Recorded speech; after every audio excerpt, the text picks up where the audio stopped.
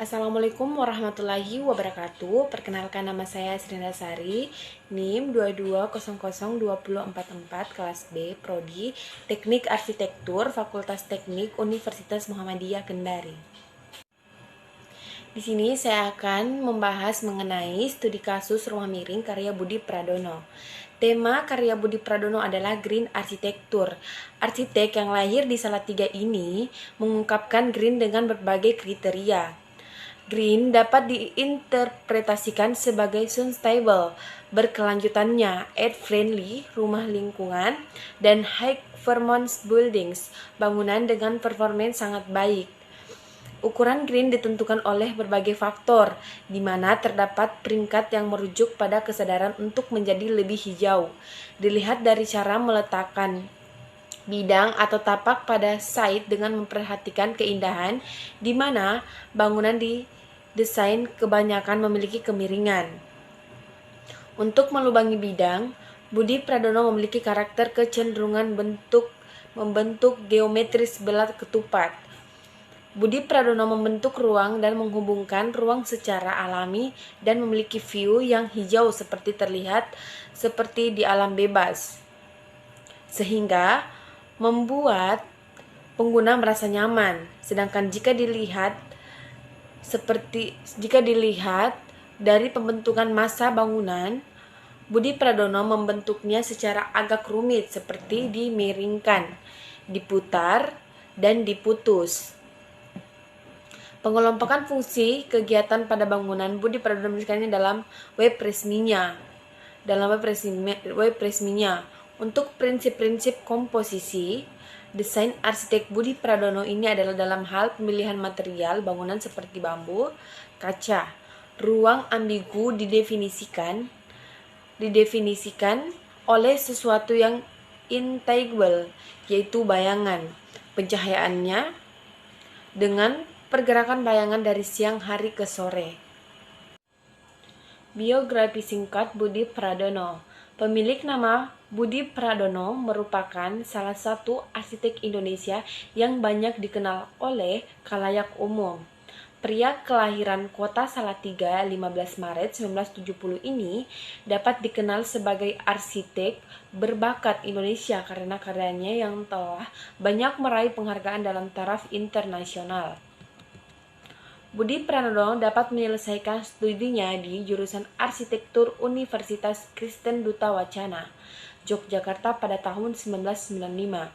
Sedangkan di tahun 2012 beliau berhasil mendapatkan gelar master di Berlik Institute Rotterdam, Belanda.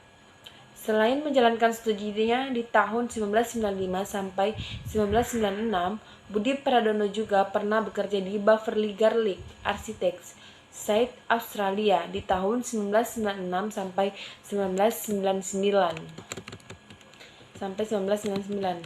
Beliau mencari pengalaman di PT International Design Consults Jakarta San Francisco.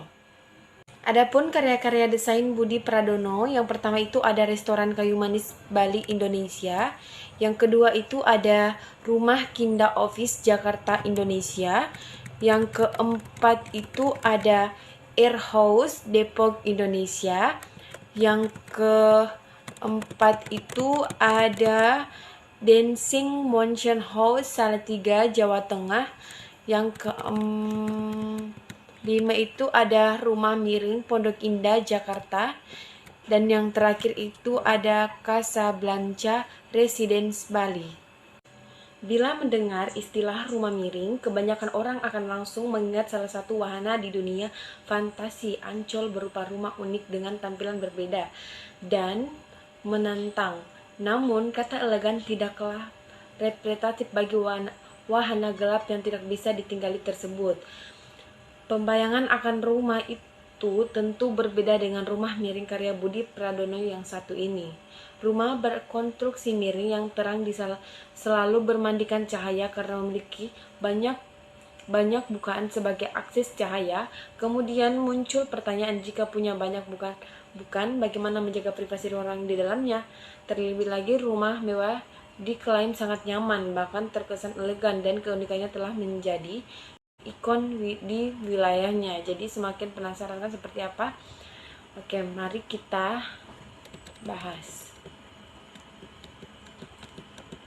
Rumah miring karya Budi Pradono memperkenalkan inovasi baru dalam mengembalikan kebutuhan ruang hidup sebagai esensi dasar terciptanya kenyamanan. Renovasi totalnya rampung di tahun 2015. Rumah ini berdiri di kokoh di lahan berukuran 8 kali 20 meter dengan luas bangunan 321 meter di antara rumah-rumah mewah gaya 1980-an di kawasan elit Pondok Indah. Atas persetujuan pemiliknya, jalan untuk menciptakan sebuah karya arsitektur ikonik terbuka lebar. Konsep Home Sweet Home tetap diutamakan, namun rumah ini sangat istimewa dengan desain yang tidak biasa dengan menghadirkan kontradiksi dengan rumah lain di lingkungannya. Lebih jauh lagi, desainnya menjadi kritik membangun sebagai pembuktian keterbukaan pikiran yang out of the box, mampu menciptakan ide-ide baru dalam mewadahi fungsi yang sama dengan bentuk berbeda. Keseluruhan bangunan mengandalkan struktur baja yang dikenal kokoh sebagai representasi hunian modern. Baja menjadi bahasa arsitektur yang melambangkan kesuksesan. Bingkai konstruksi gambar rumah sebagai desain miring menyerupai bangunan yang hampir roboh. Kemiringan 700 menjadi simbol ketidakstabilan dan dekonstruksi yang tidak lazim. Bagian inilah yang menjadi kritik terhadap kemonotonan. Contoh desain rumahnya kebanyakan. Arsitektur rumah unik ini memiliki 3 lantai utama yang dilapisi kaca sebagai akses pemandangannya ke area sekitarnya dan sungai di belakangnya. Sudut-sudut panet kaca diperhitungkan secara cerdas, menyesuaikan dengan struktur agar tetap memberikan privasi pada area kolam renang, kamar mandi, dan kamar tidur. Tidak hanya tampilan luar saja yang berbeda, ternyata dari pola pembagian ruang dan aliran ruang denahnya menampilkan antitesis yang sangat menantang. Meski demikian, kenyamanan dalam mewadahi fungsi utama tetap menjadi pedoman desain. Lantai dasar difungsikan sebagai ruang semi publik dengan dilengkapi carport, kolam renang, area duduk, pantry, powder room, dan ruang belajar. Lantai 1 menjadi area privasi yang mewadahi kamar tidur utama lengkap dengan kamar mandi dan lemari pakaian. Begitu membuka pintu kamar, lemari pakaian di kiri kanan membentuk lorong sebagai ruang awal untuk memasuki kamar. Berseragaman dengan pintu, dinding kaca menerangi seluruh ruangan. Kamar mandi utama ada di sebelah kanan pintu dan area tempat tidur di sebelah kiri. Keduanya memiliki konsep hampir identik. Kamar tidur tamu, kamar mandi, dan lounge berada di lantai 2. Secara denah horizontal, area pribadi diposisikan di bagian belakang rumah agar privasi tetap terjaga. Meskipun rumah didominasi selubang kaca, secara vertikal pembagian lantai menyerupai sandwich dengan area privat berada di antara area semi publik. Pada kebanyakan rumah, begitu memasuki teras, kita dihadapkan pada pintu masuk utama menuju ruang tamu. Namun tidak demikian, di rumah kaca minimalis ini tidak ada pintu masuk utama setel carport. Ada tangga menuju area dudukan dan pantry yang luas, bersebelahan dengan kolam renang yang luasnya mendominasi setengah area di lantai dasar.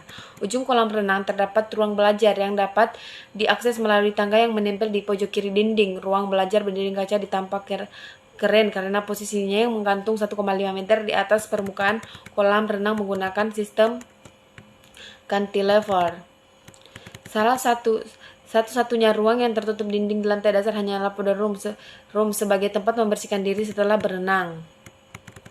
Tangga baja bermotif jala warna putih menghubungkan ketiga lantai. Material anak tangga berupa lempengan baja putih. Kemudian, jeda lubang antara anak tangga ditutup baja motif jala. Desain tangga terlihat seolah melayang, ringan hingga tali baja penahan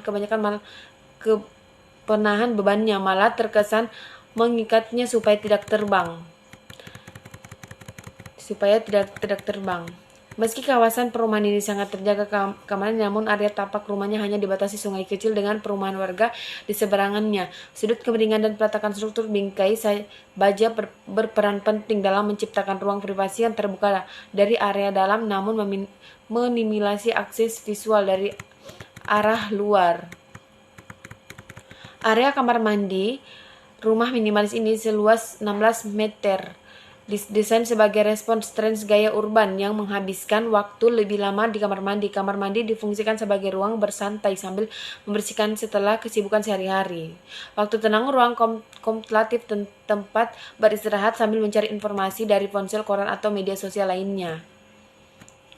Lagi-lagi ukuran bukan mendominasi lebih dari setengah ruang kamar mandi. Garis geometris membentuk jendela segitiga berpadu dengan modul persegi panjang yang menciptakan keteraturan bentuk dan menciptakan estetika modern dan minimalis. Sudut-sudut tajam diimbangi dengan bathtub dan kloset berbentuk bulat, kemudian granit dan marmer abu-abu mengimbangi dominasi serba putih dan menciptakan estetika interior yang elegan. Warna, bentuk, dan tekstur sebagai aksen yang memperindah visual interior. Bentuk rumahnya yang miring bukan sekedar ingin tampil beda, tetapi sebagai bukti aplikasi berbeda dari konsep yang sama. Tantangan untuk menciptakan rumah yang nyaman bagi keluarga muda dijawab dengan sudut pandang lainnya yang kontradiktif dan hasil akhir yang luar biasa mengagumkan. Terima kasih. Mungkin itu saja yang bisa saya paparkan. Kurang dan lebihnya mohon dimaafkan. Wassalamualaikum warahmatullahi wabarakatuh.